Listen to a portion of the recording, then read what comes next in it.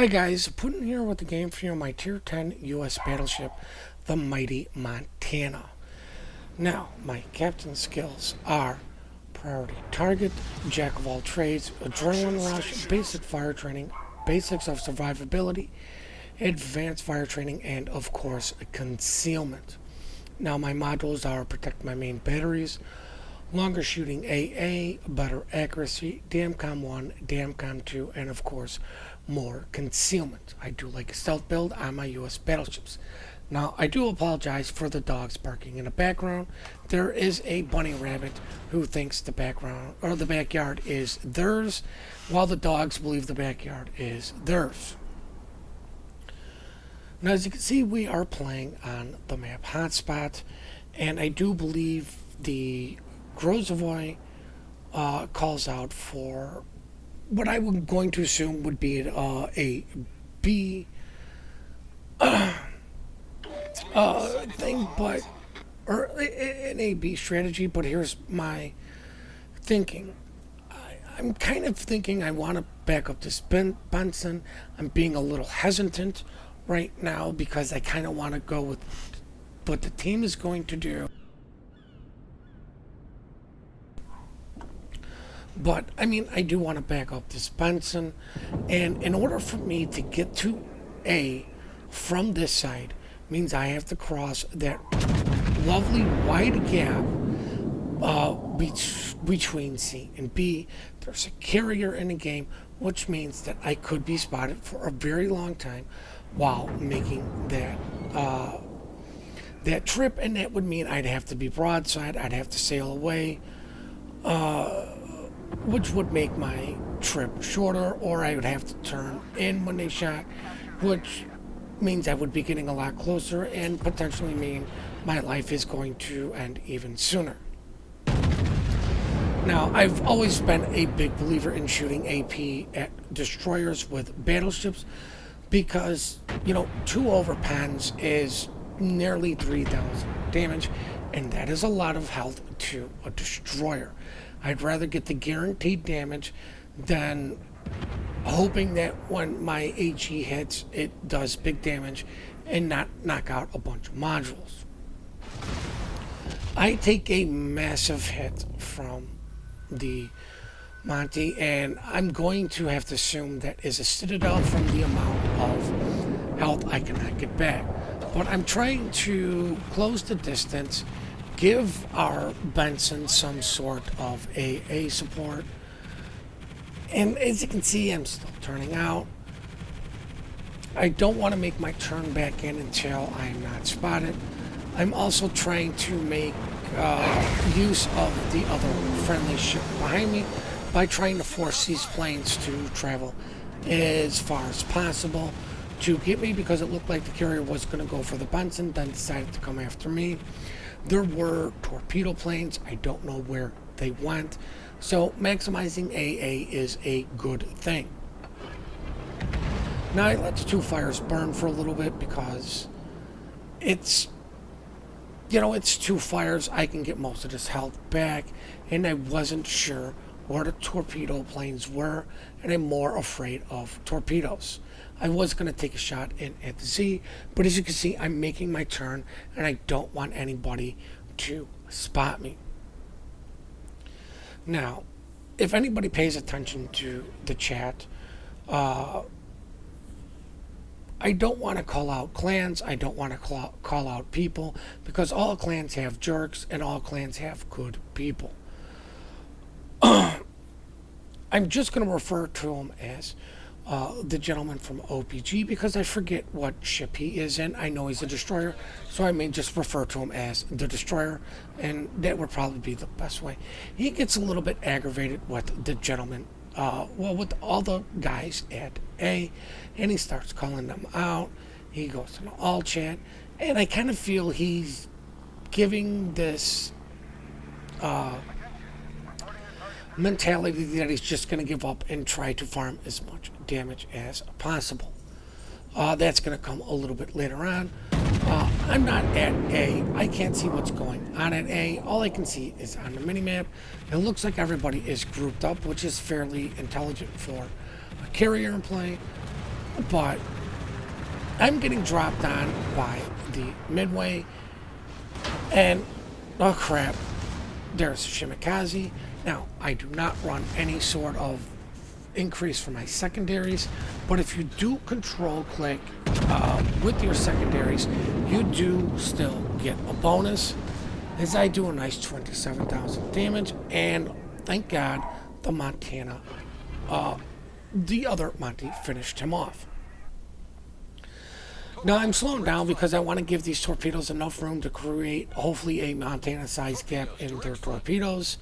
I'm also turning out a little bit because if I'm going to eat a torpedo, I only want it to be one.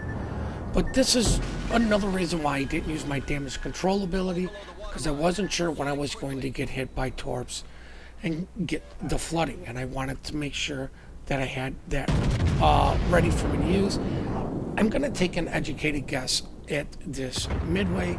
Looks like he is starting to pull forward, so I don't believe any of these shells connect. Now, I know going into sea can be considered a derp move for a battleship, but from what I was seeing and from what everything was going on, I believe it was the best choice for me. It allows me to stay in the game, stay in the fight, and make myself a little bit more effective or prevalent than if I would have went behind the islands. I was able to give, 3 ships AA support, along with them also returning the favor. So we were maximizing our AA. We were in close proximity with our destroyer, which means we were able to support him in any of his, with his venture into here in dealing with the Shimikaze. And it has been the only ship over here. It looks like the enemy team, for the most part, has Lemming 2A. Now, I did see the Yamato, I believe, used his damage control, which is why I switched to HE for one salvo, because you know what? If I can get him back on fire, that's him burning.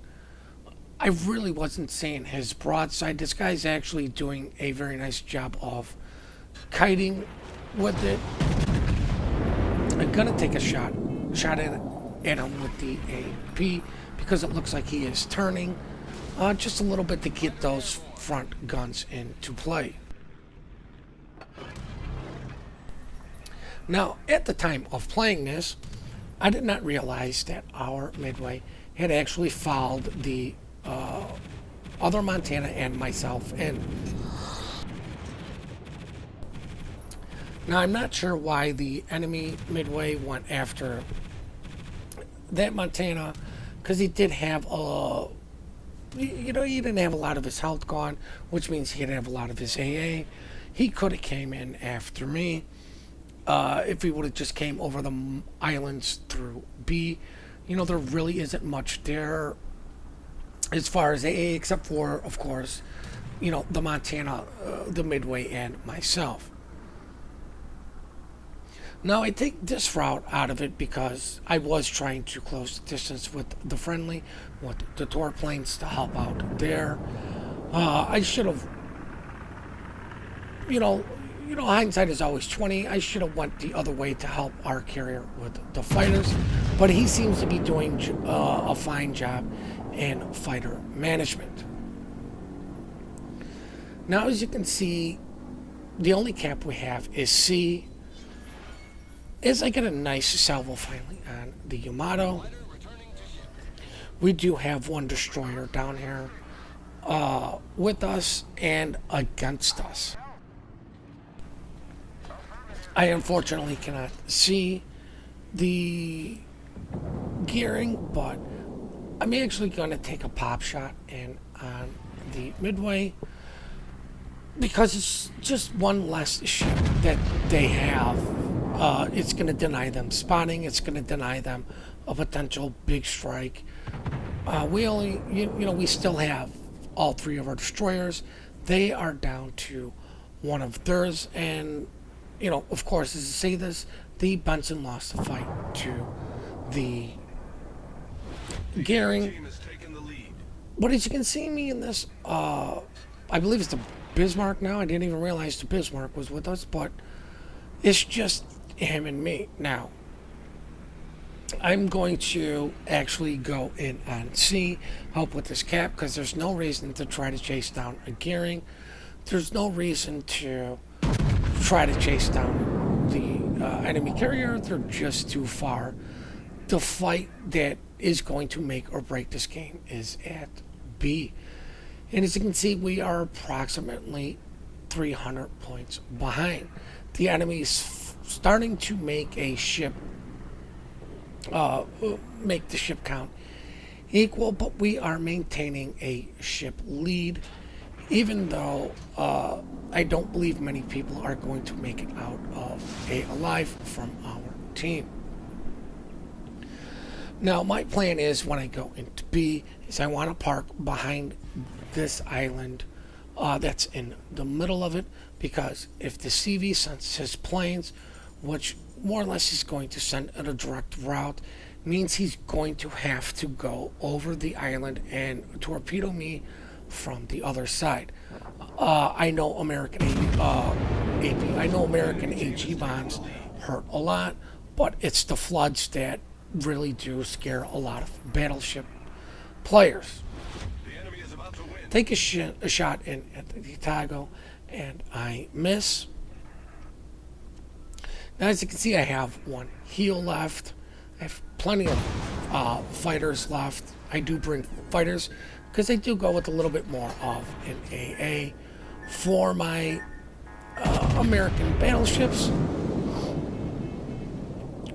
But I had to angle in against the Montana, even though Enemy heavily damaged. I was getting torps. I noticed there was enough gap. I take a shot in at the cruiser, because the cruiser is the one I could potentially outright kill.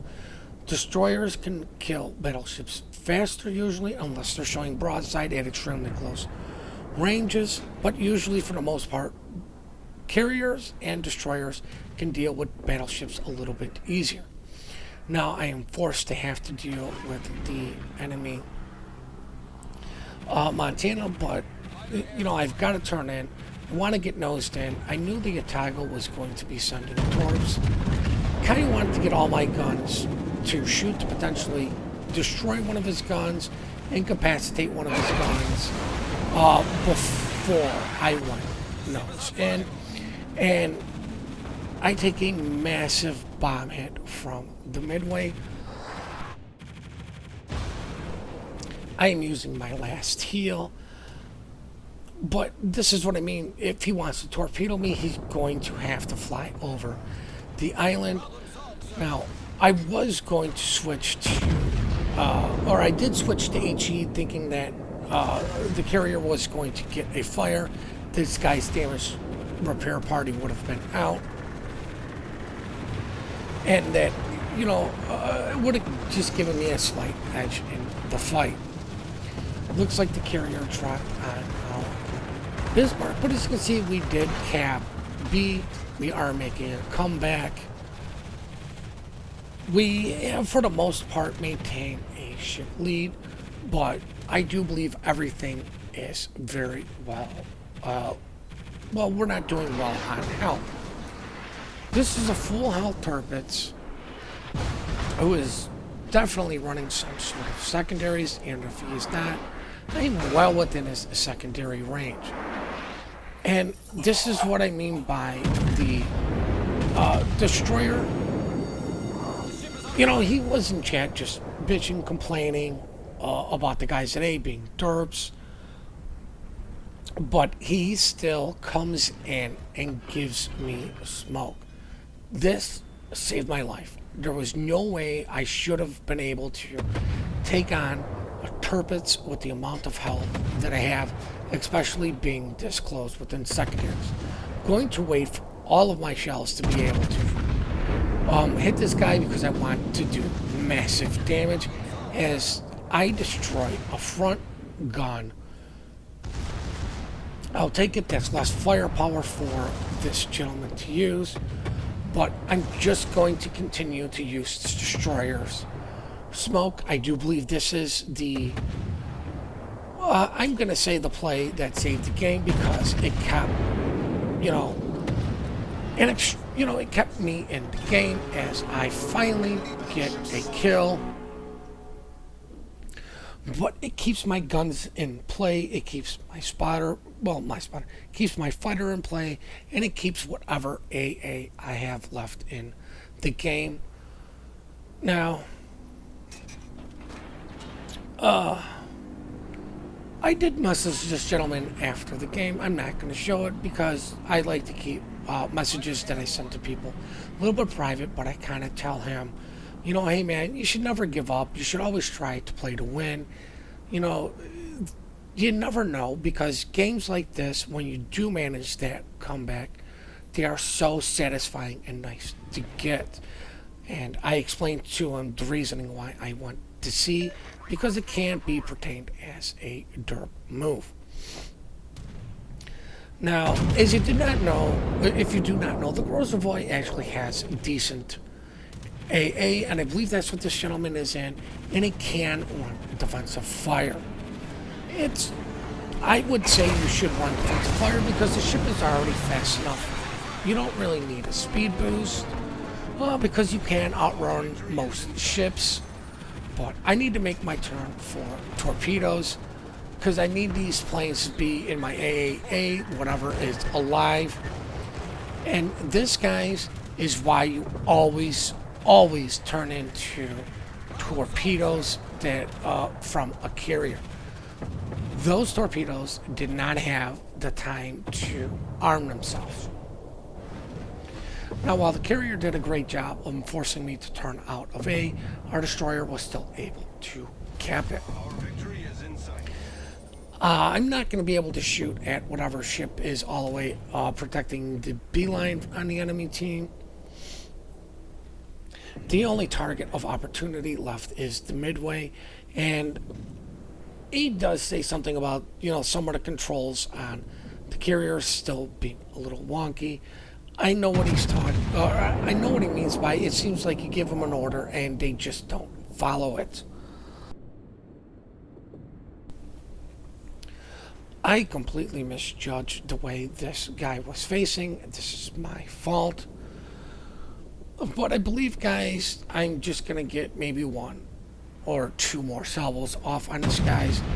We are going to pull this game out. We are going to get the win, but this salvo is actually very beautiful. Get a nice citadel, and then the next one does a splashdown. I don't know why that second salvo did what it did as our Grozavoy gets killed. But now, guys, we are just going to go check out the post-battle results. 101,000 damage, Dreadnought, 1 ship sank, and went to 2 assisted base camps. I'm number 1 on the team with a base experience of 2,500. It's not always about the kills. I made some money. It is what it is. I play this ship because I do enjoy it. 99,000 damage coming from my main batteries, 2,000 from my secondaries. I did compliment the destroyer for the smoke screen at the end, which I believe saved this game and my life. Remember, guys, compliment good teamwork, good team plays. We are quick to report, slow to compliment. We do appreciate all the support you guys give us. We do love the replays you send in. The email for that is in the description down below. Please hit that like and subscribe button and have yourselves one heck of a great day.